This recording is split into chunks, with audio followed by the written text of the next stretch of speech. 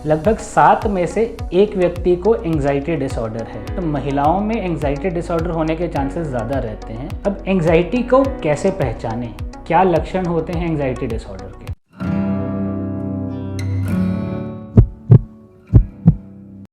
दोस्तों, आज हम जिस बारे में बात करने जा रहे हैं वो एक बहुत ही कॉमन बीमारी है जिसको कि हम एंग्जाइटी डिसऑर्डर के नाम से जानते हैं। अगर एंग्जाइटी का हम मतलब देखें तो आम भाषा में अगर बात करें तो एंग्जाइटी का मतलब है चिंता या घबराहट। एंग्जाइटी डिसऑर्डर एक ऐसा स्पेक्ट्रम है या एक ग्रुप ऑफ डिजीज़ है जिसमें कई तरह की बीमारियां आ जाती हैं, जिनमें कि मुख्य लक्षण जो है बेवजह की घबराहट, चिंता या अनजाना डर रहता है। आमतौर पे देखा गया है कि एंग्जाइटी डिसऑर्डर के मरीज़ में बेवजह की चिंता करना, डरना, घबराना, नेगेटिव सोच, नकारात्मक विचार आना अक्सर ये लक्षण रहते हैं। ये बीमारी काफ़ी कॉमन है। हिंदुस्तान में अगर 2017 का एक सर्वे देखें तो उसके मुताबिक लगभग 7 में से 1 व्यक्ति को एंग्जाइटी डिसऑर्डर है, यानी कि 1 in every 7 people is suffering from anxiety disorder in some way or the other। और ये बीमारी युवाओं में बहुत ज़्यादा बढ़ रही है। अगर हम कंपेयर करें कि पुरुष व महिलाओं को, तो महिलाओं में एंग्जाइटी डिसऑर्डर होने के चांसेस ज़्यादा रहते हैं, यानी कि 2 महिलाएं के प्रति 1 पुरुष में ये एंग्जाइटी की बीमारी होती है। यानी कि ये जो रेशो है ये 2:1 का रहता है, जो महिलाओं में ज़्यादा देखी गई है।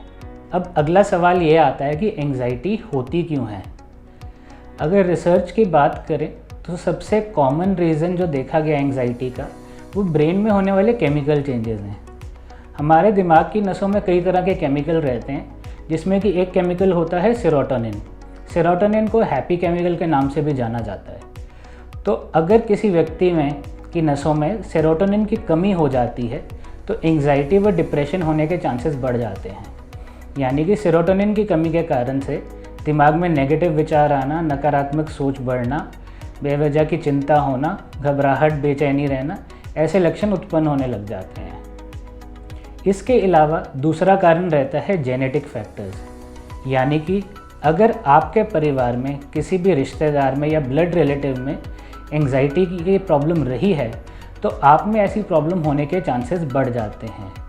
ये चांसेस 2 से 6 गुना ज़्यादा होने तक हो सकते हैं। यानी कि अगर आपके माता पिता में या आपके किसी और ब्लड रिलेटिव में एंग्जाइटी है तो आपको एंग्जाइटी होने के चांसेस आम लोगों के प्रति 2 से 6 गुना ज़्यादा है। इसके अलावा और कारण जो रहते हैं उसमें एनवायरमेंटल फैक्टर्स, यानी कि आपके आसपास का माहौल एक बहुत इम्पॉर्टेंट रोल अदा करता है। जैसे कि आपका बचपन कैसा रहा है, आपका घर का माहौल कैसा था, आपके लोगों के साथ रिश्ते कैसे रहे हैं, अपने माँ बाप के साथ, अपने दोस्तों के साथ, आपके स्कूल का माहौल या आपके काम का माहौल कैसा है, या लाइफ में कोई और तनाव तो नहीं है, जैसे फाइनेंशियल स्ट्रेस है, कोई और बीमारी है, तो इन वजहों से भी एंग्जाइटी जो है वो पैदा हो सकती है। इसमें एक कारण और रहता है, वो है आपकी पर्सनालिटी टाइप। हर व्यक्ति का स्वभाव या पर्सनालिटी एक अलग तरह की पर्सनालिटी रहती है, जो कि डिसाइड करता है कि हम ज़िंदगी में आने वाले स्ट्रेस या तनाव को कैसे झेलते हैं या कैसे बर्दाश्त करते हैं। लेकिन कई लोग जिनमें एंशियस पर्सनालिटी होती है उनमें कई बार एक छोटा स्ट्रेस भी जो है वो एंग्जाइटी डिसऑर्डर का रूप ले सकता है। तो ये कुछ मेन कारण हैं, मेन रीजंस हैं जिस कारण से एंग्जाइटी होती है। अब एंग्जाइटी क्या नॉर्मल लोगों में भी होती है? जी हाँ, एंग्जाइटी एक नॉर्मल फिनोमिना है। घबराहट हर किसी को होती है और वो सिचुएशन के हिसाब से होती है। जैसे कि आपको कोई इंपॉर्टेंट एग्ज़ाम देना है, कोई इंपॉर्टेंट इंटरव्यू है, तो उससे पहले आपको एंग्जाइटी होगी। किसी का कोई ऑपरेशन है या कोई और लाइफ में इम्पॉर्टेंट इवेंट या कोई और इम्पॉर्टेंट सिचुएशन है, उससे पहले थोड़ी घबराहट सबको होती है, लेकिन ये नॉर्मल होती है। जब ये घबराहट या तनाव इस हद तक बढ़ जाए कि ये हमारी रोज़मर्रा की ज़िंदगी में असर डालने लगे, हमारे काम पे असर डालने लगे, तो ये एक बीमारी का रूप ले लेता है, जिसे कि हम एंग्जाइटी डिसऑर्डर कहते हैं। जैसा कि हमने शुरू में बात की थी कि एंग्जाइटी डिसऑर्डर एक ग्रुप ऑफ डिसऑर्डर्स है जिसका कि मेन सिम्टम जो है वो एंग्जाइटी है। सो इसमें कई प्रकार के डिसऑर्डर्स हो सकते हैं, जिसमें कि एक है जनरलाइज्ड एंग्जाइटी डिसऑर्डर। ये नाम से ही क्लियर है कि ये जनरलाइज्ड है, यानी कि हर तरह की सिचुएशन में आदमी को एंग्जाइटी होगी। ऐसी एंग्जाइटी या घबराहट को हम फ्री फ्लोटिंग एंग्जाइटी कहते हैं। चाहे उस आदमी को नॉर्मल अपना काम भी करना है, चाहे उसको दुकान से राशन लाना है या उसको बिजली का बिल भरना है, ऐसी सिचुएशन में भी ऐसे व्यक्ति को एंग्जाइटी होगी, एक घबराहट होगी। एक दिमाग में अनजाना या बेवजह से डर रहेगा कि पता नहीं क्या हो जाएगा, या कुछ गलत तो नहीं हो जाएगा, कहीं कुछ बुरा तो नहीं हो जाएगा, मैं कर पाऊँगा या नहीं कर पाऊँगा।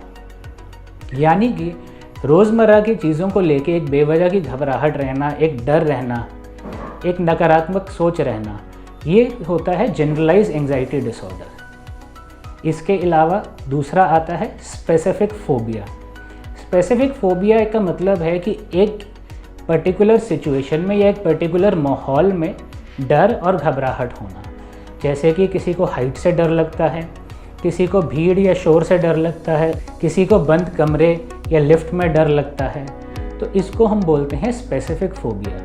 यानी कि उस पर्टिकुलर माहौल में आदमी को घबराहट, बेचैनी और एंग्जाइटी के लक्षण आएंगे। इसके अलावा तीसरा जो आता है उसको हम कहते हैं सोशल एंग्जाइटी डिसऑर्डर या सोशल फोबिया।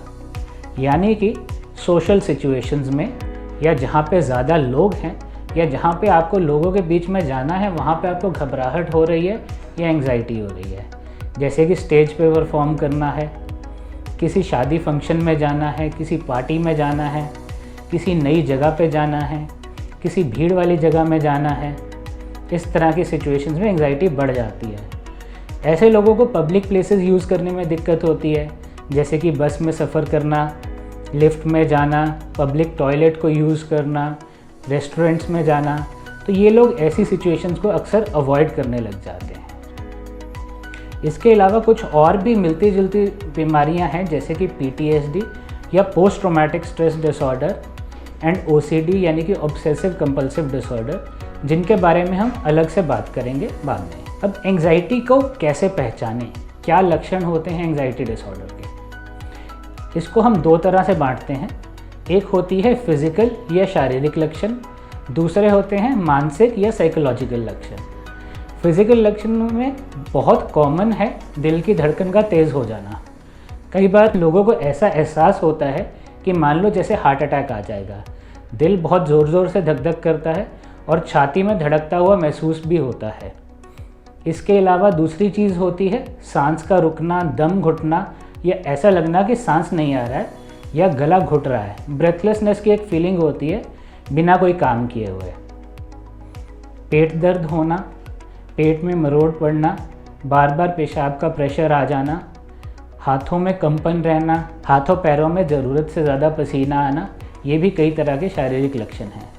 इसके अलावा सिर दर्द, मांसपेशियों में तनाव, हमेशा खिंचाव रहना, रिलैक्स ना फील करना, ये कई तरह के फिज़िकल सिम्टम्स हैं जो एंग्जाइटी में होते हैं। अगर हम बात करें साइकोलॉजिकल या मानसिक लक्षणों की, तो उसमें घबराहट होना, बेचैनी होना, बेवजह का डर रहना, नींद ना आना, मन में बुरे बुरे ख्याल आना, नेगेटिव विचार रहना, नकारात्मक सोच हो जाना, तो ऐसे लक्षण रहते हैं। जब हम बात करें कि अब अगर एंग्जाइटी हो गई है तो हम क्या कर सकते हैं, क्या इसका उपचार है और कितनी देर का है, और क्या ये एंग्जाइटी पूरी तरह ठीक हो जाती है या इसका इलाज पूरी ज़िंदगी लेना पड़ेगा, ऐसे सवाल, बहुत से सवाल हैं जो हमारे मन में आते हैं। इन्हीं सवालों का अब हम जवाब देंगे। अगर हम एंग्जाइटी का इलाज की बात करें तो इसमें दो तरह के इलाज हमारे पास रहेंगे। एक है दवाइयों से, जिनमें कि एंटी डिप्रेसेंट व एंटी एंग्जाइटी मेडिसिन आती हैं। ये वो दवाइयाँ हैं जो कि आपकी एंग्जाइटी को कम करती हैं, आपके दिमाग में सेरोटोनिन लेवल को नॉर्मल लाती हैं। इन दवाइयों के बारे में लोगों के मन में कई तरह के गलत विचार रहते हैं, जिससे लोग अक्सर इलाज लेने से डरते व घबराते हैं। अक्सर लोगों को लगता है कि ये दवाइयाँ लग जाएंगी या उनको पूरी ज़िंदगी ये दवाइयाँ लेनी पड़ेंगी या इन दवाइयों के बहुत सारे नुकसान हैं, लेकिन ऐसा नहीं है। एंग्जाइटी किसी भी नॉर्मल बीमारी की तरह है और इसका इलाज या इसकी दवाइयाँ भी बाकी दवाइयों की तरह ही हैं।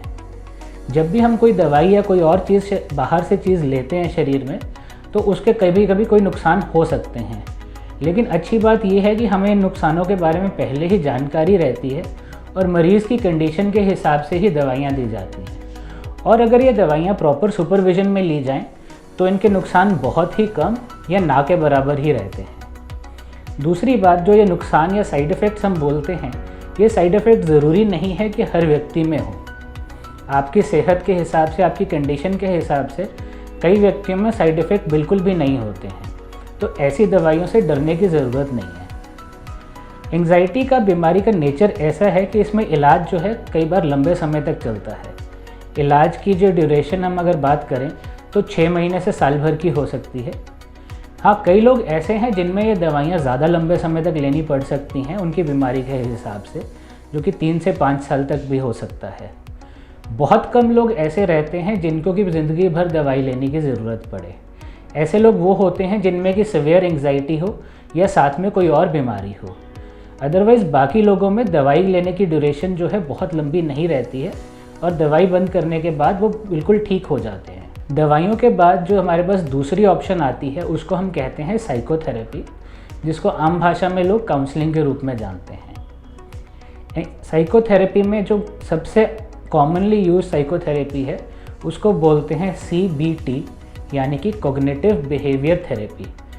इसका मतलब है, कॉग्निशन का मतलब है हमारी सोच, बिहेवियर का मतलब है हमारा स्वभाव। कॉग्निटिव बिहेवियर थेरेपी में हमारी सोच और हमारे स्वभाव को स्टडी किया जाता है कि कहाँ पे हमारी सोच नेगेटिव या नकारात्मक हो रही है और कहाँ पे हमारा स्वभाव या हमारा रिएक्शन जो है स्ट्रेस के प्रति वो नेगेटिव जा रहा है। जब इन चीज़ों को पहचान लिया जाता है तो इनको सही करने के तरीके बताए जाते हैं और स्ट्रेस को कैसे खुद से संभालना है ये सिखाया जाता है और अपने विचारों को कैसे पॉजिटिव रखना है इस बारे में भी बताया जाता है। कई बार मरीज़ों में दवाइयों के साथ साथ CBT या कॉग्निटिव बिहेवियर थेरेपी दोनों को इकट्ठे इस्तेमाल किया जाता है और ऐसे केसेस में जो रिज़ल्ट है वो बहुत ही अच्छे आते हैं। इसके अलावा कुछ चीज़ें ऐसी होती हैं कि जो मरीज़ या परिवार अपने लेवल पे कर सकता है ताकि अपनी एंग्जाइटी को कंट्रोल में रख सके या लिमिट में रख सके। इसमें जैसे कि सबसे पहली चीज़ आ जाती है एक प्रॉपर रूटीन बनाना। अपनी एक अच्छी दिनचर्या जो है एक अच्छे स्वास्थ्य की निशानी है, जिसमें कि नींद का समय प्रॉपर हो, सोने का टाइम, उठने का टाइम फिक्स हो, लगभग 6 से 7 घंटे की रेगुलर नींद होनी चाहिए। उसके अलावा उठने के बाद थोड़ा सा व्यायाम या योगा या प्राणायाम या वर्कआउट या कोई भी फिज़िकल एक्टिविटी जो आपको अच्छी लगती है, अगर आप वो कर सकते हैं तो ये आपको हेल्दी रखने में एक इम्पॉर्टेंट रोल अदा करती है। क्योंकि जब आप खेलते हैं या फिज़िकल एक्टिविटी करते हैं तो उससे एंडोर्फिन्स रिलीज़ होते हैं जो कि आपको फिज़िकली और मेंटली बहुत ही एक्टिव रखते हैं और अच्छा महसूस कराते हैं। इसके बाद में आता है पौष्टिक आहार, अच्छा खाना खाना, जिसमें कि जंक फूड को थोड़ा अवॉइड करना चाहिए, लिमिट में लिया जा सकता है, बिल्कुल मनाही नहीं है। नशों से दूर रहना चाहिए, चीनी या हम बोले सिंथेटिक शुगर्स उनको अवॉइड करना चाहिए, एक्स्ट्रा सॉल्ट नहीं लेना चाहिए, ज़्यादा ऑयली फूड को भी अवॉइड करना चाहिए। इसके अलावा लोगों के साथ अच्छे रिलेशन बनाना, कम्युनिकेट करना, परिवार के अंदर हेल्दी डिस्कशन करना, अपने मन की बातें किसी दोस्त से या परिवार वाले से करना आपकी बहुत मदद करता है, जिससे कि आपका तनाव कम हो जाता है और एंग्जाइटी दूर हो जाती है। इन सब के बाद मैं ये आशा करता हूँ कि ये जानकारी आपके लिए काफ़ी यूज़फुल रही होगी और आपको ज़िंदगी में काम आएगी। यदि आपके घर में, आपके दोस्तों में कोई ऐसा व्यक्ति है जिसको एंग्जाइटी या स्ट्रेस का प्रॉब्लम है, तो उसको किसी मनोचिकित्सक या साइकोलॉजिस्ट को मिलने की सलाह अवश्य दें ताकि वो अपनी प्रॉब्लम का हल कर सकें। लेकिन चीज़ें यहीं पे ख़त्म नहीं होती हैं, इसके बाद भी हम आपको जानकारी देना जारी रखेंगे और एंग्जाइटी, डिप्रेशन, स्ट्रेस व अन्य मानसिक रोगों के बारे में फिर से बात करेंगे।